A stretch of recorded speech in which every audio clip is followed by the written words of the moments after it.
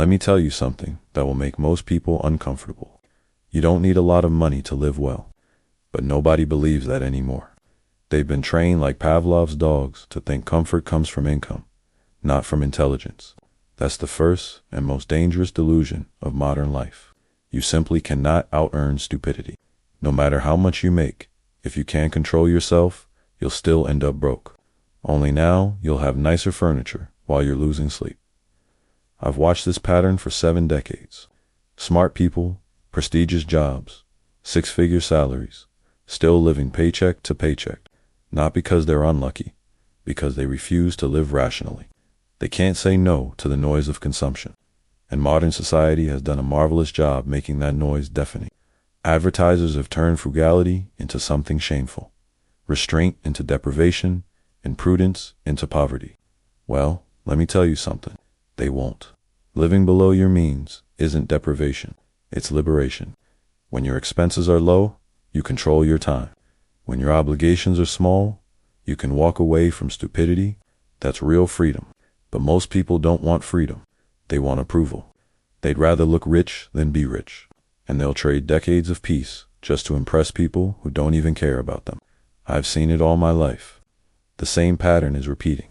People chasing the next raise, the next promotion, the next luxury, thinking more money will fix what bad thinking caused. It never does. You can't fix bad habits with a higher income. You can only scale your mistakes.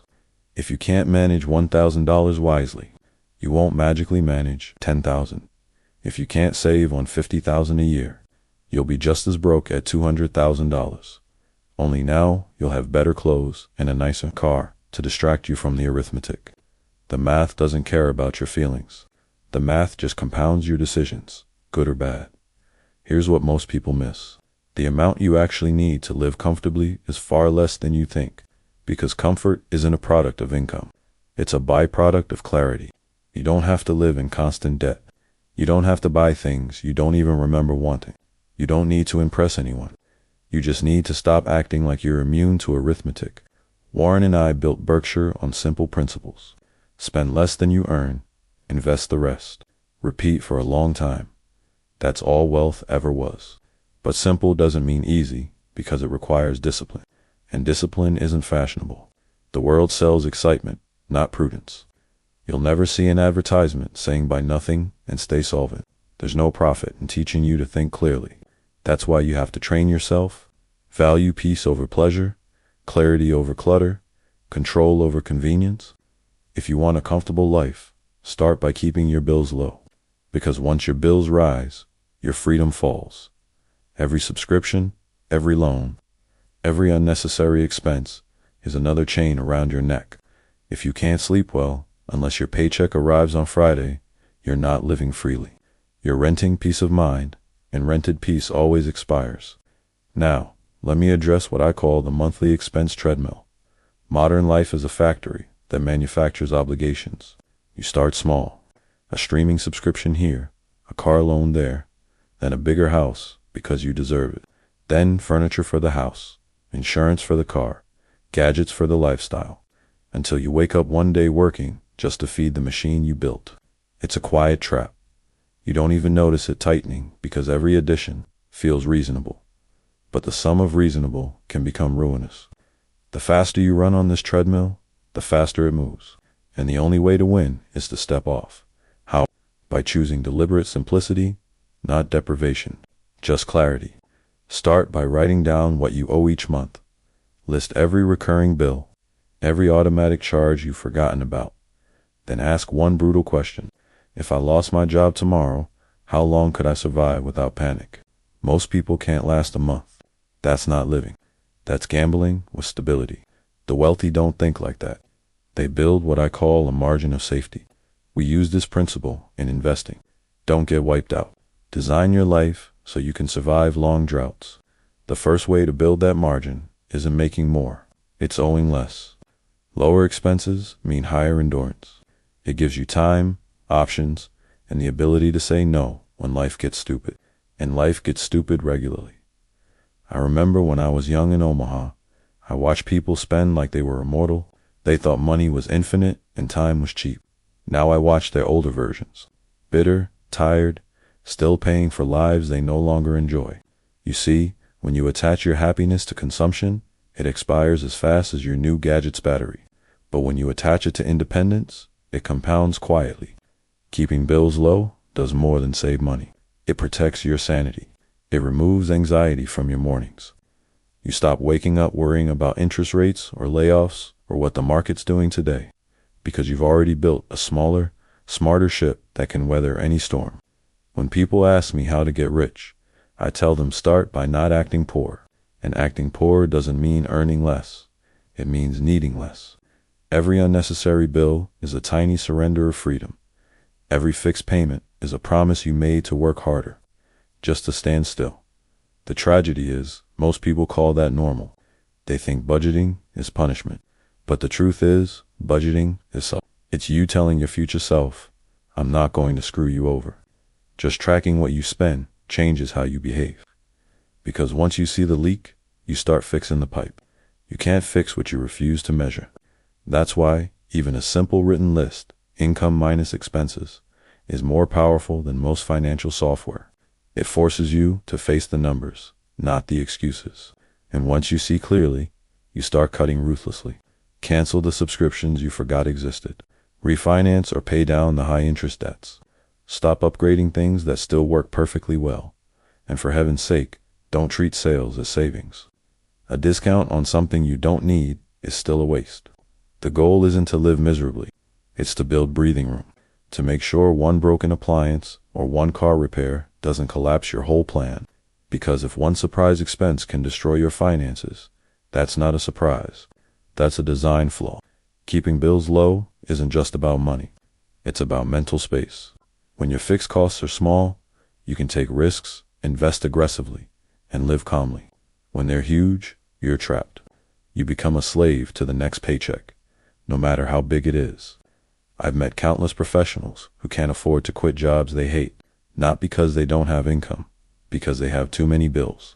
They bought themselves golden handcuffs, nice, shiny, suffocating. Remember, the goal is freedom, not luxury. And the path to freedom begins with subtraction, not addition. If you can lower your monthly burn rate, you automatically raise your peace of mind. Every dollar you don't owe is a dollar that compounds for you. And every bill you avoid paying is another brick in the wall, protecting your independence. Now, let's talk about what most people get backwards. They think wealth is about how much you earn. It isn't. It's about how much you keep. You can't out-earn stupidity. I'll say it again because it needs repeating. If you make $1 million and spend $1 million, you're not rich. You're just temporarily solvent. That's why the smartest people I know live below their means, not at or above them. When I was young, I saw a strange pattern. The janitor who saved 10 cents out of every dollar retired with peace. The lawyer who spent 11 cents out of every dollar retired with regret. What matters is the gap between what comes in and what goes out. That gap is your freedom. That's your margin of safety for life. It's what allows you to invest, to think clearly, to walk away from stupidity when you see it coming. If your lifestyle expands every time your income rises, you're just running faster on the same treadmill. People call it upgrading their life. I call it upgrading their anxiety. The truth is harsh, but it needs saying. You will never have enough if you can't be satisfied with enough. Every dollar you overspend buys a temporary high and a permanent obligation. You become addicted to a standard of living that doesn't belong to you. I once said the first rule of compounding is to never interrupt it unnecessarily. That doesn't just apply to investments. It applies to your behavior.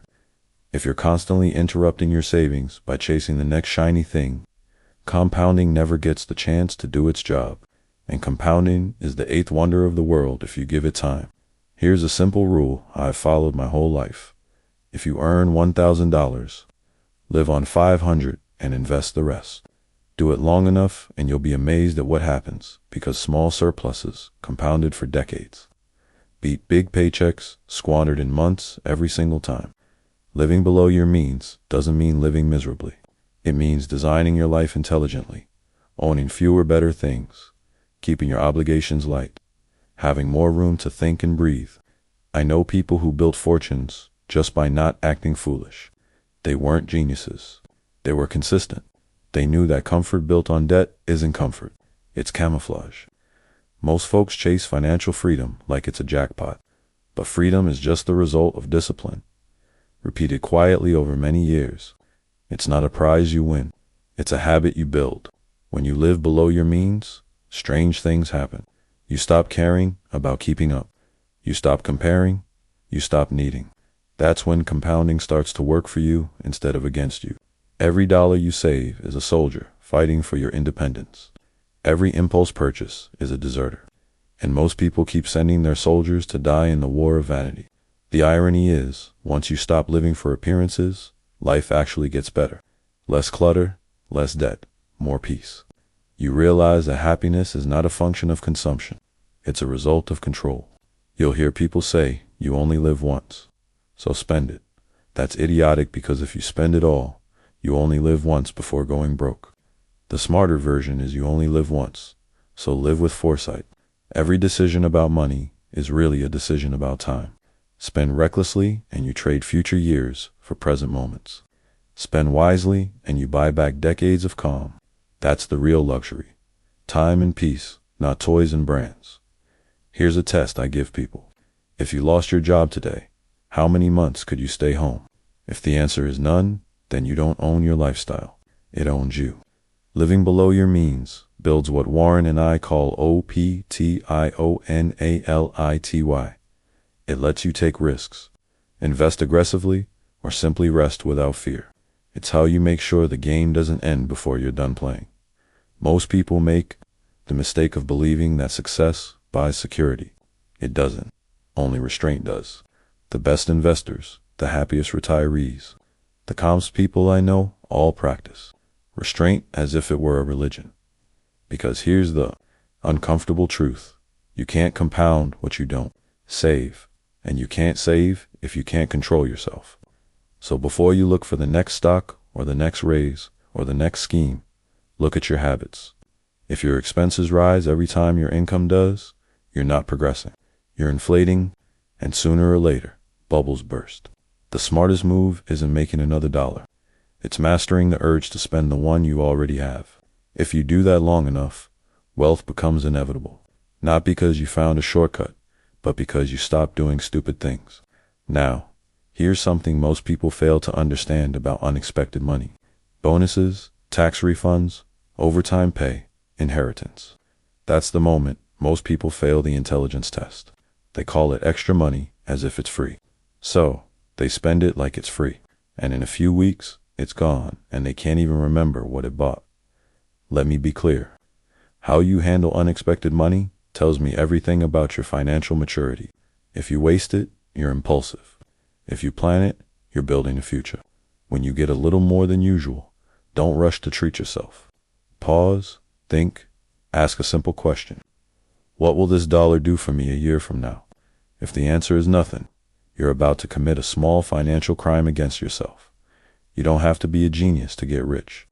You just have to stop acting like an idiot when you get lucky. I've watched people turn small windfalls into lifelong leverage. They didn't celebrate with a vacation or a new car. They paid off debt. They built an emergency fund. They bought assets that quietly worked while they slept. Meanwhile, others blew the same money on shiny distractions and then wondered why life never got easier.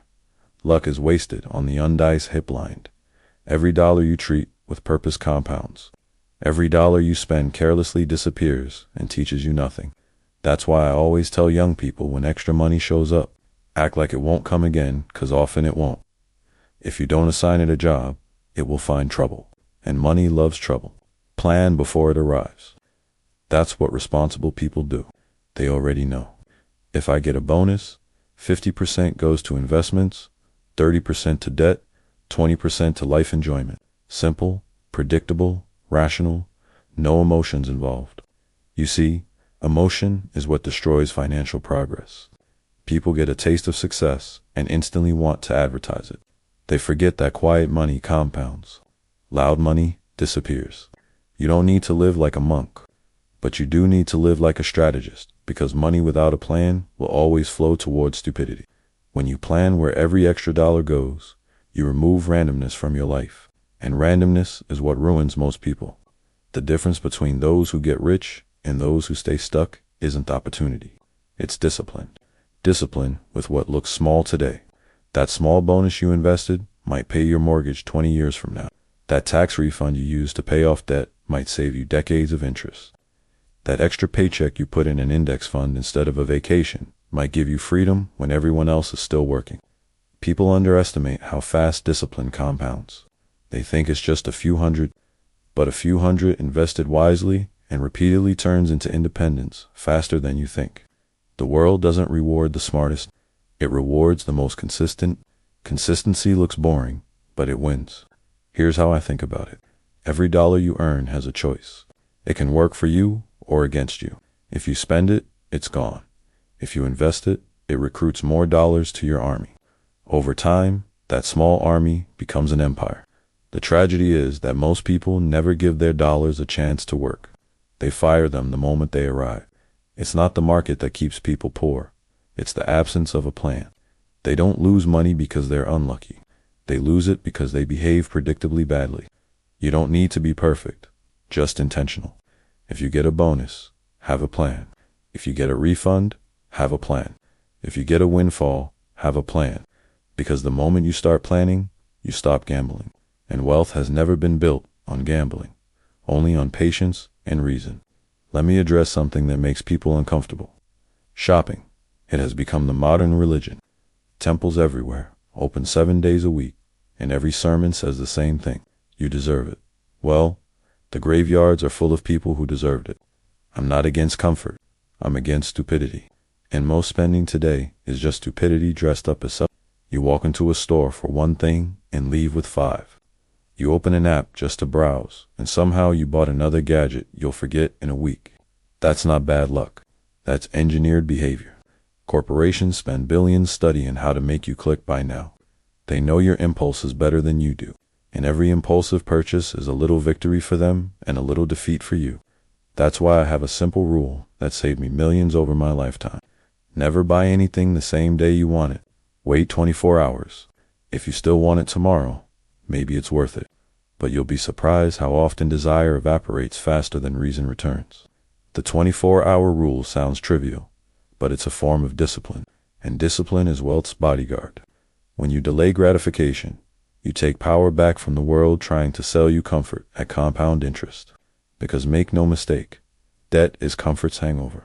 Most entertainment works the same way. It's marketed as reward. You've worked hard, so now you deserve to escape. But escape costs money. And escape, repeated often enough, becomes dependency. I've seen people spend half their income on fun, concerts, dinners, events, weekends that vanish faster than the receipts fade. They confuse stimulation with satisfaction. You can enjoy yourself without bankrupting yourself. You just have to ask, is this pleasure or is this compensation? Most people don't want joy. They want distraction from a life they don't control. When you fix the foundation, when you're not drowning in bills, when you're investing wisely, you don't need as much entertainment. Your life itself becomes peaceful enough that you're not desperate for escape. There is nothing wrong with enjoying life, but enjoyment without boundaries becomes erosion. So set limits. If you love dining out, plan it once a week.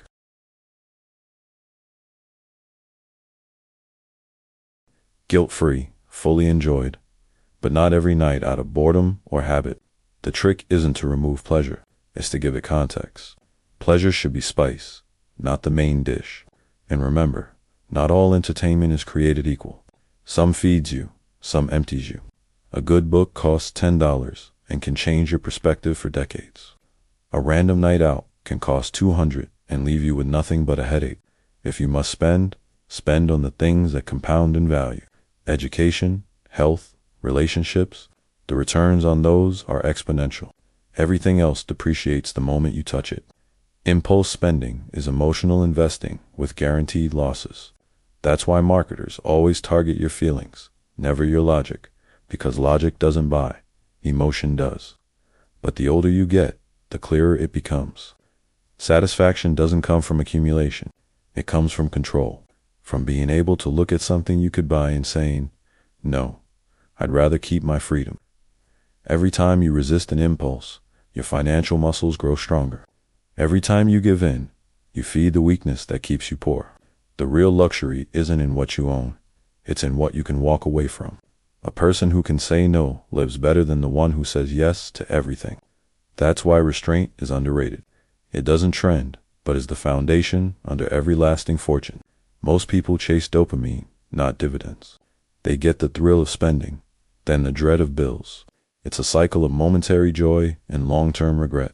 The rational man breaks that cycle by questioning every purchase, every craving, every illusion. Ask yourself, do I want this, or was I told to want this? Is this purchase adding meaning or just removing boredom? The honest answers will save you a fortune. If you practice this long enough, you'll notice something strange. You start enjoying what you already have. You realize you didn't need more. You just needed perspective. Now, let's talk about something nobody wants to hear, but everyone needs to practice. Research before purchase. People spend weeks researching a vacation, but 5 minutes buying a car. They'll compare Netflix shows for an hour, but won't spend 10 minutes reading a product review before dropping thousands of dollars. That's not poverty. That's negligence. And negligence is expensive. I've seen this pattern my whole life. People think they're saving time, but what they're really doing is trading intelligence for convenience. And convenience, when it comes to money, is a very costly luxury. Let me tell you something simple that Warren and I have practiced our entire careers. Every purchase is an investment decision. You're trading capital for utility. And if you don't understand the value, you're gambling. It's no different from buying stocks. When you buy a company, you study its fundamentals, profits, debts, durability. When you buy a car, a washing machine, or even a laptop, the logic should be the same. But most people don't do that. They just pick what's shiny and hope for the best. Hope in finance or in shopping is a terrible strategy. When you fail to research, you pay for ignorance twice. Once with money and again with regret, because ignorance always compounds faster than interest. Here's the thing, products aren't equal. 2 washing machines might look identical, but one lasts 10 years and the other breaks in 3. Buy the cheap one twice and congratulations. You've paid more for less. That's not saving money. That's prepaying for stupidity. Research turns spending into strategy. It converts impulse into intelligence. It forces you to slow down long enough to ask, what am I really buying? A lot of people hate that question. They don't want to think. They want to consume. But thinking is what protects you from traps designed for the impulsive. And in case you haven't noticed, the world is full of traps.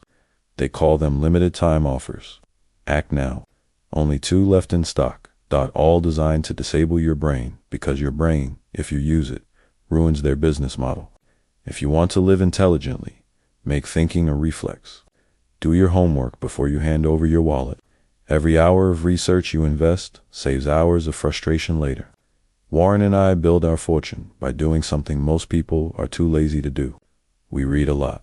We study, compare, analyze, question. That habit applies to everything, not just stocks. Buying a home, understand property taxes, maintenance costs, resale value. Buying a car, learn the repair record, fuel efficiency, depreciation curve. Buying a new gadget, check the lifespan, replacement cost, compatibility. If you don't understand it, don't buy it. That's a simple rule, but most ignore it and pay dearly. People love saying time is money, but they forget that ignorance costs more than patience ever will. A few hours of research might save you thousands. That's a trade even a fool should take. But most don't, because the modern world rewards speed over sense. They want it now. They click before they think. Then they wonder why they're broke and unhappy. You don't need to be paranoid, just rational. Compare, ask questions. Look for durability, not decoration. A good purchase should make your life easier, not your wallet lighter. The rich don't buy cheap. They buy smart. They pay for value, not for trends. That's why their things last longer, because their thinking does. When you treat every dollar as an investment, your brain starts working differently. You stop saying, can I afford this? And start asking, is this worth it?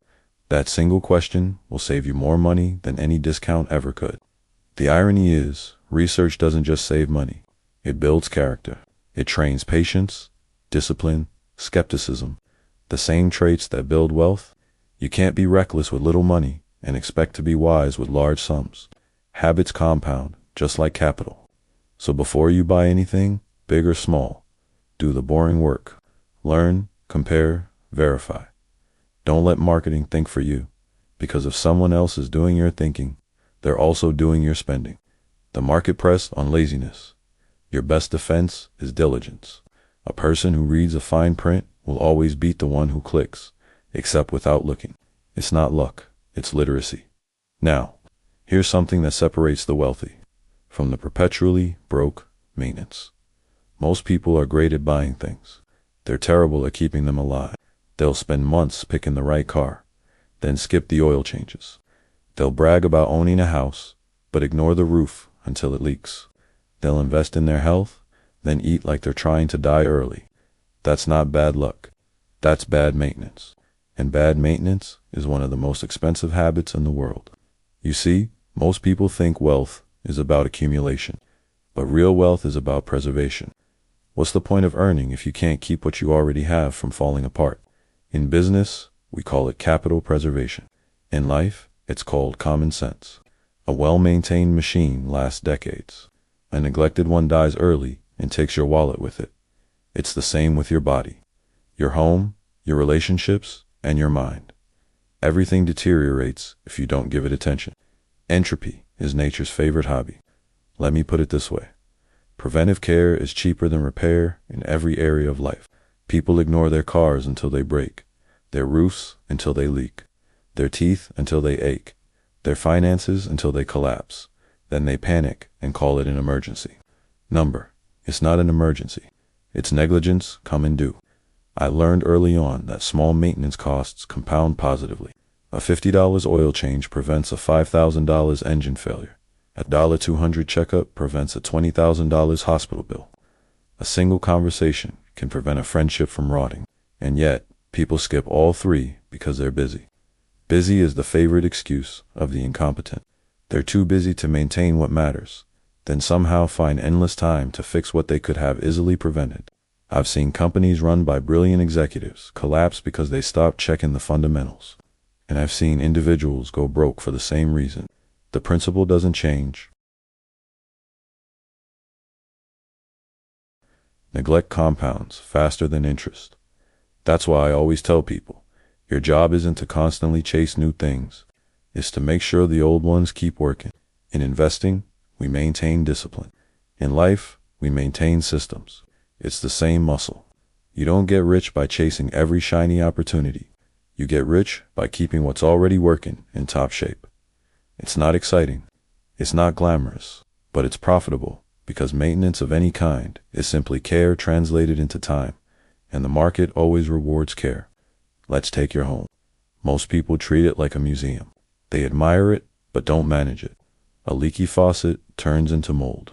Mold turns into renovation. Renovation turns into debt. Had they just spent an afternoon fixing the faucet, they'd still have their savings and their sanity. Or take your body. It's the only machine you'll ever own that can't be replaced. But people treat it worse than their cars. They refuel with junk, skip maintenance, and act surprised when it fails. They say health is wealth, but they forget that wealth without health is a museum exhibit. Nice to look at, useless to live with. Even your mind needs maintenance. Read, reflect, relearn, otherwise it rusts. And rusted thinking costs more than any broken appliance ever could. And don't forget your reputation. That's another asset that requires regular care. One bad decision can destroy decades of credibility. Reputation, like machinery, must be oiled by consistency and protected from corrosion by stupidity. Maintenance in every sense is an act of humility. It's admitting that things decay and that you're not above that law. Only fools believe success makes them invincible. Wise people know it only gives them more to protect. When you maintain something, you're saying, I respect the cost of replacement more than the inconvenience of prevention. That's rational. That's Munger thinking. And here's the hidden benefit.